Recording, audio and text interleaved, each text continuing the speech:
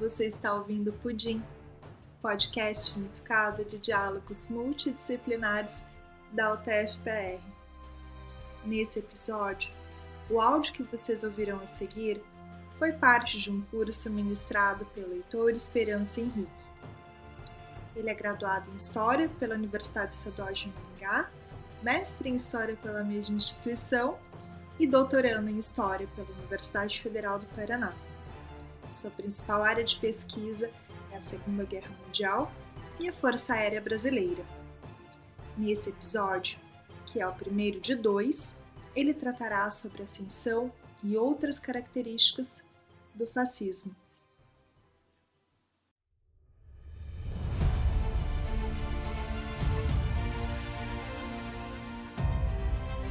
Olá a todos, meu nome é Heitor Esperança Henrique. Neste mini curso, pretendo trazer a vocês o que é o fascismo, quando ele surgiu, qual foi a sua ação durante a sua estadia no poder, ou de que maneira tentou-se chegar ao poder, e também quais são os resquícios e as marcas que ele deixou depois de ter estado no poder. Vou tentar trabalhar com vocês de uma forma geral e ampla sobre o tema. Pretendo, com este curso, trazer a vocês o que é este termo, o que foi este governo, porque este termo é utilizado de maneira tão banal ultimamente. Então vamos tentar traçar de uma maneira mais direta, mais coesa, o que realmente foi. Então, para isso, eu pretendo dividir 2 partes e, na primeira parte, trabalharemos o contexto histórico do seu surgimento e, na segunda parte, trabalharemos mais profundamente o que é e o que ele representa. Então, dando sequência neste segundo slide, mostro a vocês algumas imagens dos principais representantes do fascismo que existiu na história. Antes de começarmos a trabalhar de fato o que realmente foi, vamos olhar estas imagens. Do lado esquerdo temos Mussolini, do lado direito temos um grande comício que foi feito pelo partido nazista na Alemanha. Do lado esquerdo inferior temos uma imagem onde mostra Hitler e Mussolini em sua parceria. Nestas 3 imagens podemos ver a popularidade do fascismo. Antes de continuar, vamos deixar bem claro que o nazismo era uma forma de fascismo.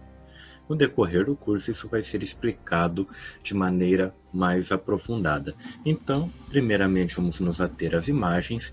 Vemos a popularidade dos 2 regimes, na ocasião, ambos já estabelecidos no poder, seguidos por multidões e com um líder carismático que era praticamente adorado pelos seus seguidores e que por onde passavam arrastavam multidões e conseguiam inflamar os ânimos e as paixões destas multidões com seus discursos e com a sua retórica e a sua palavra que ia de encontro com o que estas pessoas desejavam ouvir. Na última imagem, vemos um mapa que representa a maior extensão territorial do nazismo. Aqui está demonstrado aproximadamente o ano de 1941 e início de 1942, em plena Segunda Guerra Mundial e com o seu máximo desenvolvimento territorial antes de começar a sua queda. Então, vamos falar primeiramente da ascensão do nazismo. O nazismo nasceu no período entre guerras. O que foi este período entre guerras? O período entre guerras é o período de intervalo entre a Primeira e a Segunda Guerra Mundial. Durante este período, que vai de 1919 até 1939, nós podemos ver bastante dificuldade de se entender este período. Foi um período muito instável, um período de grande crise do capitalismo, isso em 1929. Temos um período de avanço do comunismo após a Revolução Comunista na Rússia em 1917. Então, e os problemas causados pela Primeira Guerra Mundial mostram uma desconfiança de toda a sociedade em relação ao liberalismo. Aqui podemos ver o surgimento de regimes totalitários. Normalmente ouvimos falar o termo nazismo, mas antes de tudo nazismo é um fascismo. Então surgem esses termos totalitários, esses governos totalitários. Na Itália, o fascismo, o partido fascista, ele é criado no ano de 1919 e consegue chegar ao poder no ano de 1922, no que foi chamado de Marcha sobre Roma. E com o passar do tempo, a concentração de poder nas mãos do Mussolini, que era chamado de Duce, isto na Itália. A versão alemã ocorreu também com o nascimento do nazismo em 1919. No ano de 1923, Hitler e também parte do Partido Nazista tentaram um golpe de Estado para assumir o poder na Alemanha, o que foi chamado de Putsch de Munique. Porém, este golpe de Estado é um fracasso. Hitler foi preso e foi durante esta sua estadia na prisão que ele escreveu o livro chamado Mein Kampf, traduzido para o português Minha Luta, onde ele coloca os principais termos, os principais motivos, as principais teorias do nazismo. É ali que ele desenvolve este livro, onde contém também um antissemitismo muito forte. Porém, o fascismo, não é um governo, não foi um tipo de regime político ou um movimento que esteve presente apenas na Itália ou na Alemanha. Ele também se expandiu por outros países, como foi o caso da Espanha, com o general Franco ao poder, e em Portugal, que era o caso de Salazar. De uma maneira ampla e geral, como eu havia falado já com vocês, ele nasce na Itália. E depois temos também a sua variante alemã. Sobre o nascimento na Itália, vamos retornar a algumas características que descrevem esta ocasião. Como eu já comentei com vocês, ele surge em 1919. O próprio Mussolini é um antigo militante socialista e estes fascistas utilizarão as camisas negras e também serão chamados desta maneira, e contavam com o apoio das classes médias e industriais, conseguindo chegar ao governo com um golpe de Estado em 1922. E esta parte da sociedade, que é esta classe média e os industriais, eles estão desconfiados do tipo de governo anterior, liberal, do tipo de modelo liberal, e por isso o enxergam no fascismo e enxergam no Mussolini uma possibilidade de melhora, uma possibilidade de ascensão. Devido a isso, Vítor Emanuel III, que era o rei da Itália naquele momento, nomeou Mussolini como chefe de Estado. Estando como chefe de Estado, suas principais atitudes, suas principais formas de governo estão pautadas no combate à democracia, na introdução de um unipartidarismo. E também vemos aqui uma aliança com a Igreja Católica, em 1929, que teve o Tratado de Latrão como resultado e a questão romana, que já era um caso de disputa entre a Itália e a Igreja Católica desde séculos, finalmente foi resolvida, tendo a Igreja o seu país e o seu pedaço de terra, e a criação do Estado do Vaticano resolvendo definitivamente esta questão. Na segunda parte do minicurso, eu estarei retornando a este tópico e vamos discutir um pouco mais sobre isso. Então, na Itália, o Estado passou a controlar a política, a educação, o movimento trabalhista e também o legislativo. Quanto à educação, nas escolas, por ordem de Mussolini, o ensino para as crianças também era representado e também demonstrava esta ideia de culto ao líder. Então, o Duce pedia que fosse ensinado que ele era uma personalidade tão grande quanto outras personalidades históricas que já haviam habitado a região da antiga Península Itálica, como os imperadores romanos, ou também como os grandes pensadores da época do Renascimento, como grandes cientistas, Leonardo da Vinci, Michelangelo. Então, o Duce pediu e ordenou, logicamente, que a formação escolar das crianças italianas pautassem esta ideia da grandiosidade da sua pessoa.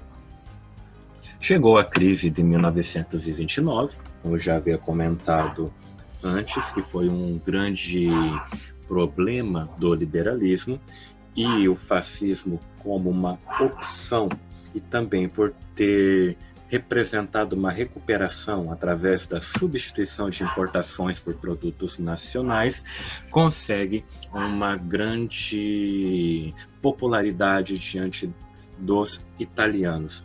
A Itália começa a crescer, começa a ter ideias e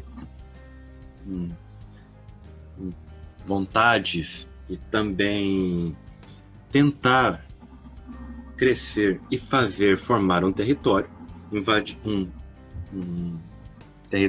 império, perdão.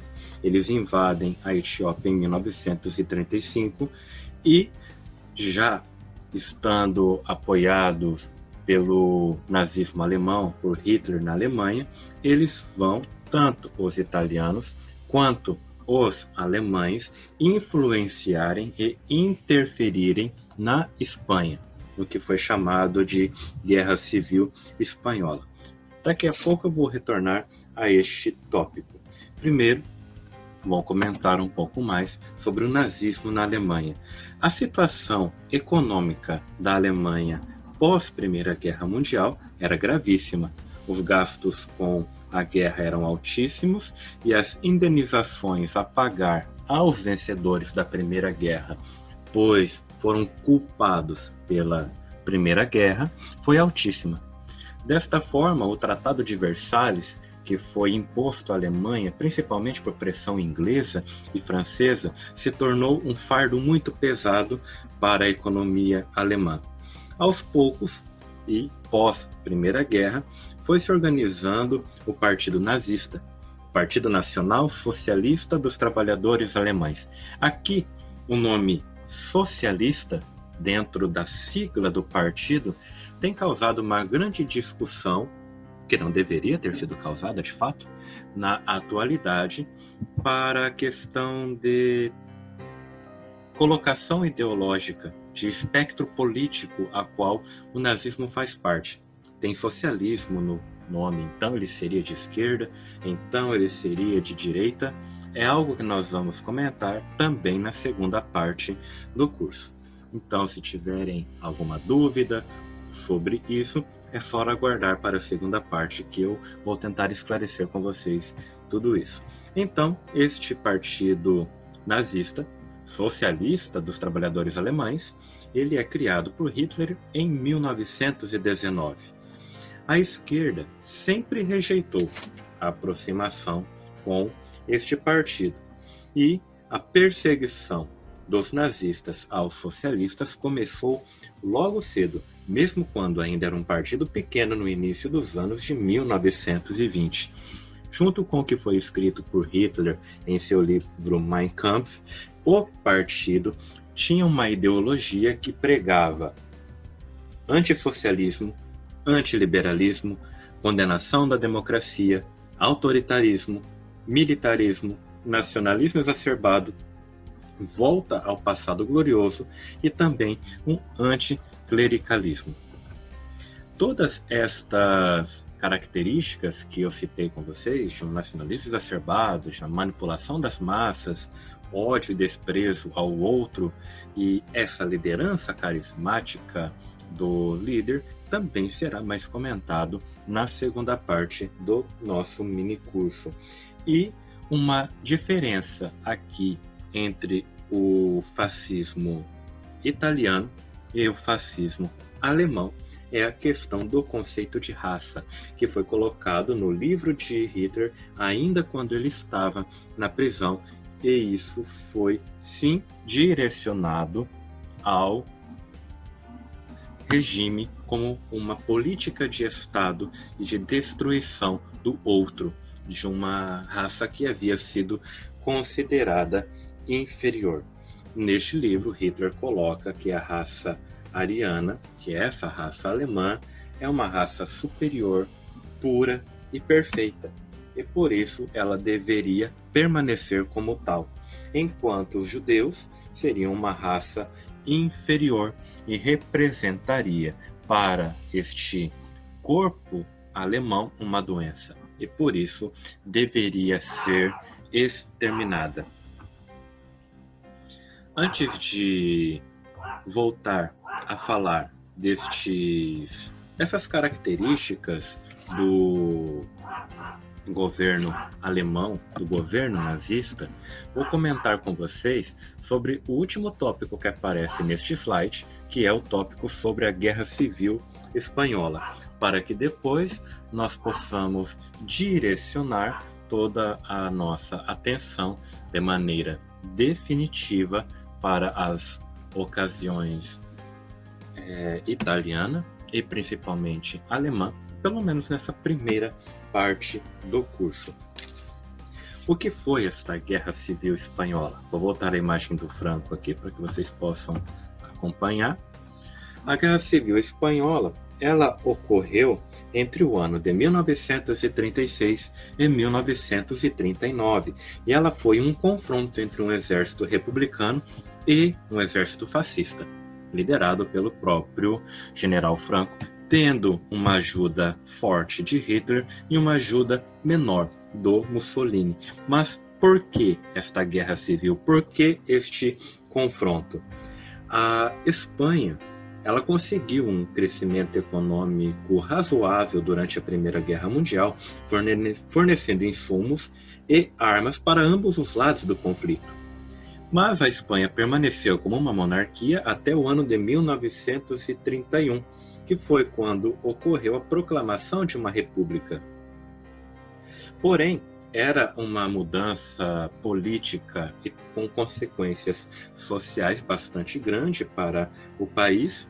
Naquele mesmo momento, o movimento operário da Espanha era bastante forte. A esquerda e os anarquistas se candidataram a essas novas eleições em 1936 e venceram.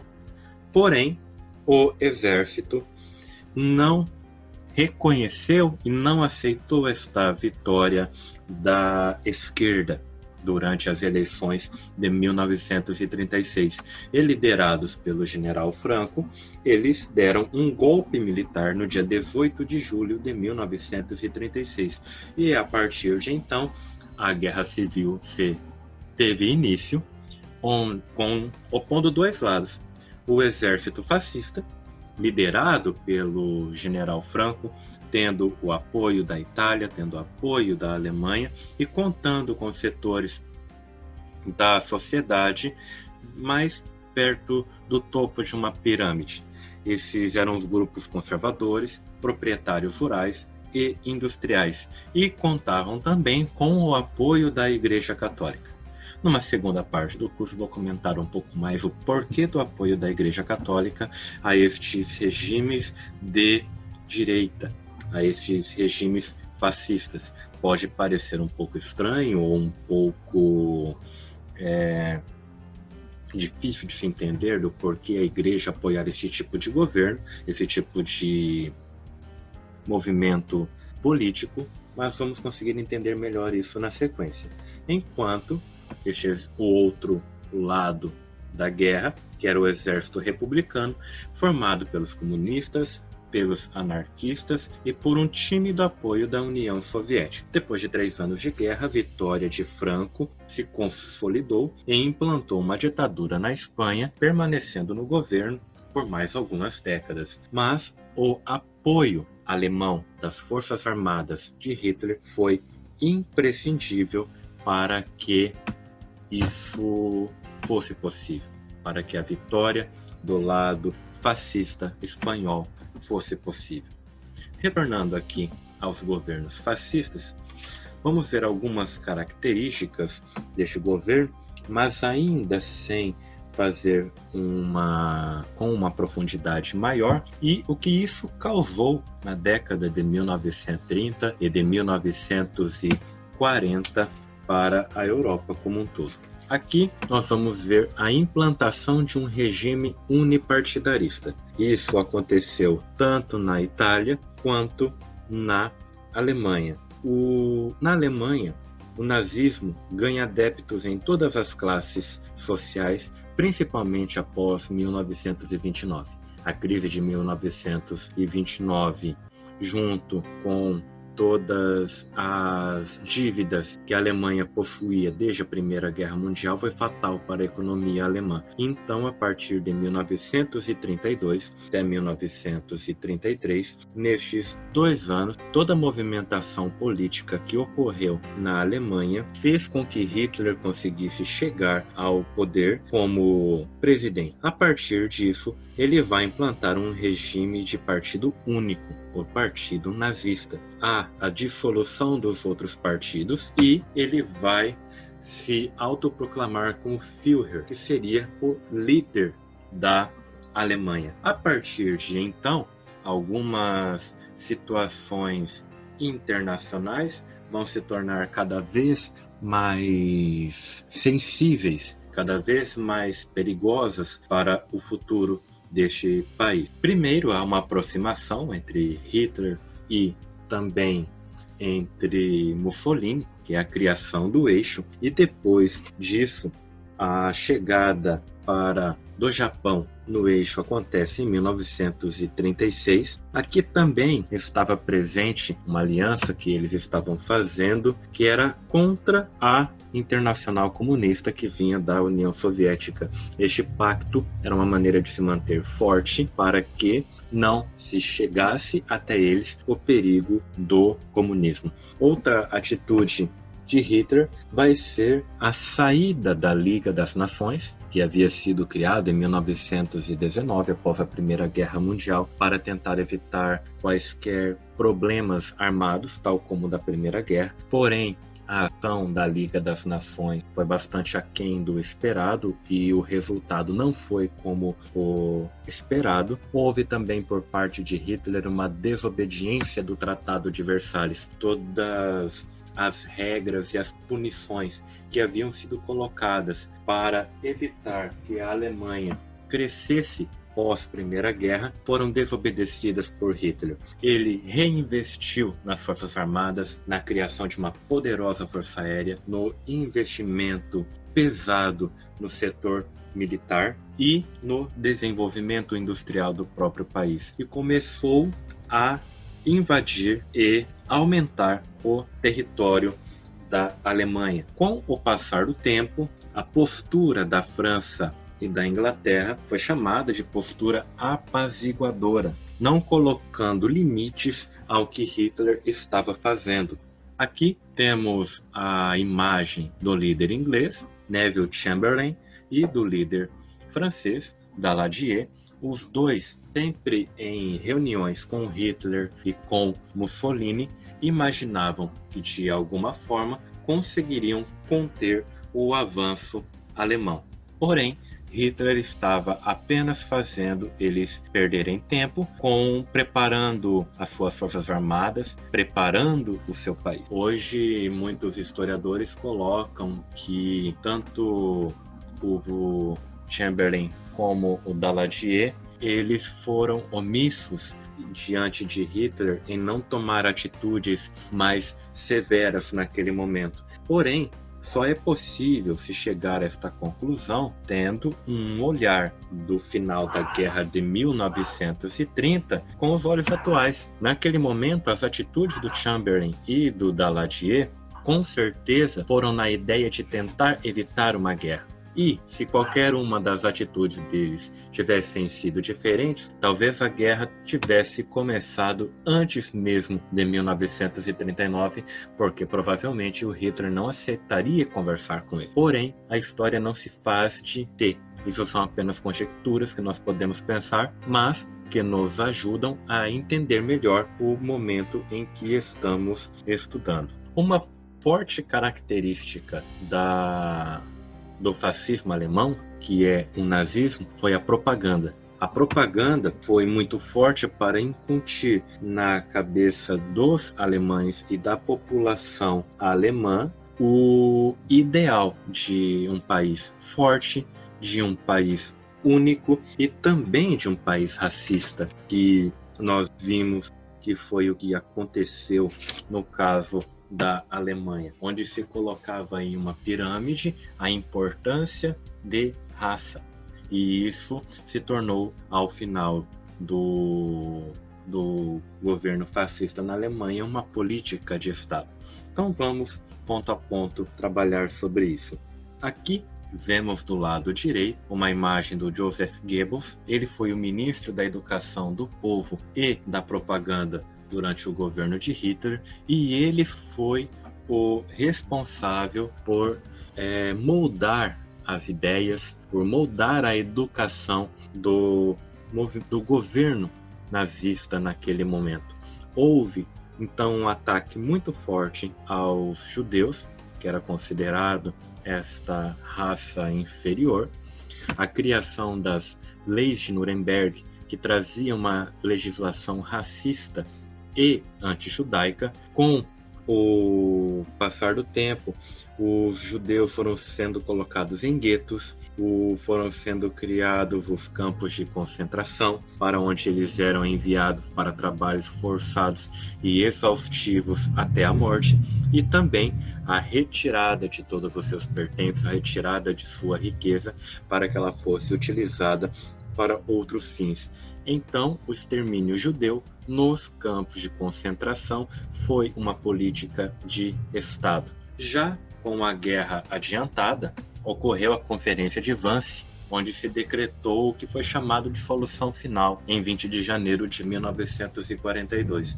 Algumas lideranças da alta cúpula do partido nazista se reuniram para que discutissem entre eles qual seria a forma como o extermínio pudesse ser continuado, que em um futuro pequeno os judeus pudessem ter sido exterminados da terra e assim um local mais digno, com todas as aspas, para os arianos pudesse ser criado e assim esta raça superior continuar a viver e viver de maneira mais digna, vamos dizer assim. Antes da guerra começar, em 1939, mas pensando neste final da década de 30, Hitler fez alguns acordos. O Anschluss, em 1938, foi a anexação da Áustria. Depois ele invadiu os Sudetos, a Tchecoslováquia. E em 1939, um pacto de não agressão com a União Soviética de Stalin, o que foi chamado de Pacto Ribbentrop-Molotov. Não significa aqui, de maneira alguma, uma aliança do nazismo com o comunismo de Stalin. Apenas uma forma de se ganhar tempo para proteger a frente leste e poder avançar com toda a força em direção ao oeste. Isso pode ser utilizado de maneira charlatã por alguns políticos ou por pessoas com interesses políticos em colocar esta aliança entre Hitler e Stalin. Mas isso não foi uma aliança, isso apenas foi um pacto para que Hitler pudesse ter ganhado tempo. A guerra se inicia em 1º de setembro de 1939, estamos completando aí 80 anos deste fato horrível para a humanidade. Foi o que nós podemos chamar de o início da queda do nazifascismo na Europa. Até aquele momento, o alcance das suas ideologias e da sua forma de governo era grande. Os 2 primeiros anos da guerra foram representados por vitórias incontestáveis do nazismo na sua invasão à Polônia e na França, com vitórias rápidas, e depois começa um certo equilíbrio na guerra, quando Hitler tenta a invasão aérea da Inglaterra, causando muitos estragos às cidades inglesas, mas sem conseguir a invasão de fato. A Operação Barbarossa, que também é a tentativa de invasão da União Soviética, que não se finaliza, e ocorre ali um contra-ataque por parte dos soviéticos em direção à Alemanha. Então, com essas duas frentes de batalha, e no dia D, em 1944, os aliados, representados por Estados Unidos, França, Inglaterra e vários outros países do mundo que mandavam suas tropas, abriu uma segunda frente de batalha. São duas frentes de batalhas que Hitler tem que enfrentar, e ele não tem condição de enfrentar as duas frentes de batalha ao mesmo tempo. Há também a frente de batalha do norte da Itália, mas sem peso estratégico suficiente para definir o resultado da guerra como um todo. E devemos levar em consideração que a grande parte da vitória e o grande esforço para derrotar o nazifascismo foi na parte leste. Então, o eixo é derrotado na Segunda Guerra Mundial no ano de 1945. Aqui a ideia não foi descrever os fatos da Segunda Guerra Mundial ou mostrar como ela aconteceu, comentando batalhas, ou como as principais potências entraram e tiveram o seu desempenho em guerra, mas sim mostrar que a Segunda Guerra Mundial é uma união de vários países para tentar derrotar o nazifascismo, que ocorreu no ano de 1945. Após a Segunda Guerra Mundial e mesmo durante a Segunda Guerra Mundial, houve várias reuniões e conferências entre os aliados, pensando de que maneira a luta contra o nazifascismo seria mantida e, em caso de vitória, qual seria o resultado e o que se faria em relação aos derrotados. Então, essas são as conferências do pós-guerra. E entre elas, vou comentar com vocês sobre o Tribunal de Nuremberg, que ocorreu entre 20 de novembro de 1945 a 1º de outubro de 1946. E foi neste tribunal que ocorreu a condenação dos principais líderes nazistas. Aqui nesta imagem, coloco para vocês esses principais líderes. Temos aqui o Göring, temos Rudolf Hess, Ribbentrop, Keitel, também o Donnet e outros importantes generais ou líderes da alta cúpula nazista. Eles foram julgados no Tribunal de Nuremberg. Retornando aqui, daqui a pouco eu coloco a imagem para vocês novamente. Mas por que a cidade de Nuremberg? Esta cidade foi o mesmo local onde foram feitas as leis de Nuremberg, que retiravam muitos pertences, muitos posses e também direitos dos judeus. Então foi utilizado o mesmo local, uma mensagem simbólica a estes nazistas. Aqui houve a condenação dos principais líderes,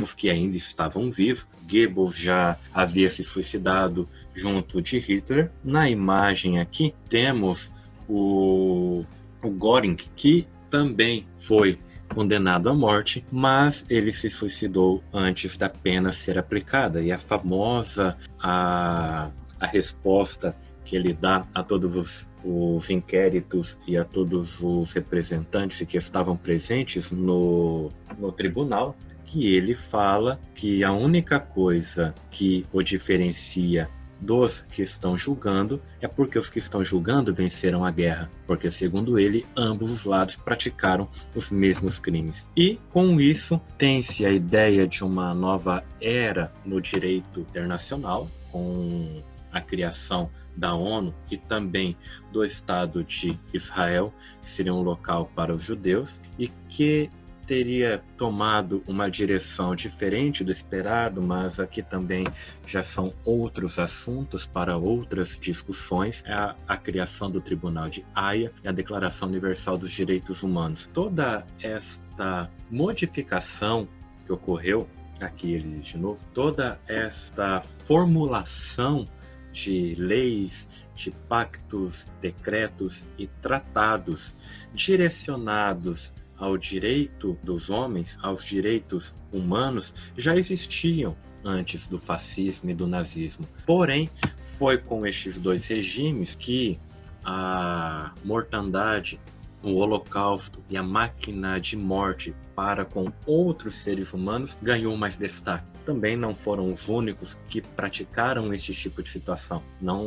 Também não é momento e objetivo deste minicurso discutir quais lados da guerra ou quais governos praticaram holocaustos, quais lados praticaram mortes de maneira industrial, a nível industrial.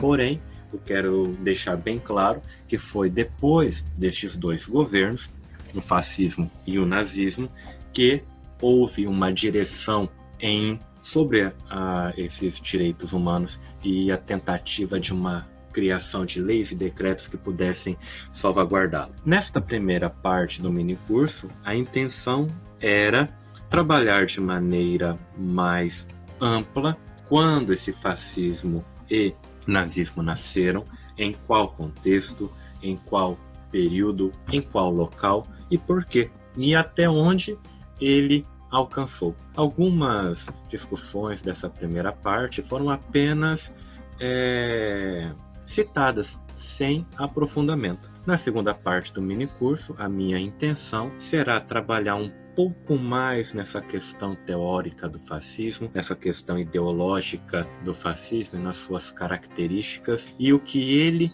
representou. Nesta segunda parte, pretendo trabalhar com vocês não necessariamente o que seria o fascismo no governo, mas o que é o fascismo como movimento político. Então, aguardo que vocês estejam presentes no segundo vídeo.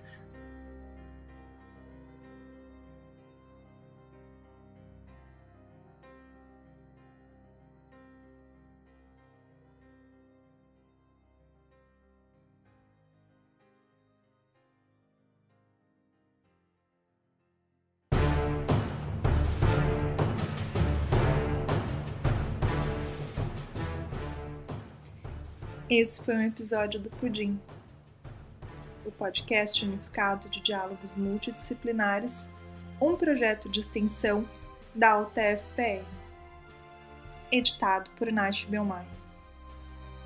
O áudio desse episódio foi captado do original do curso realizado em vídeo. Músicas utilizadas: Epic, de Benjamin Tissot, disponível no site bensound.com, Fraction, de Alexander Nakarada, e The Epic Story, de Max Cole Music, ambas disponíveis no site www.free-stock-music.com.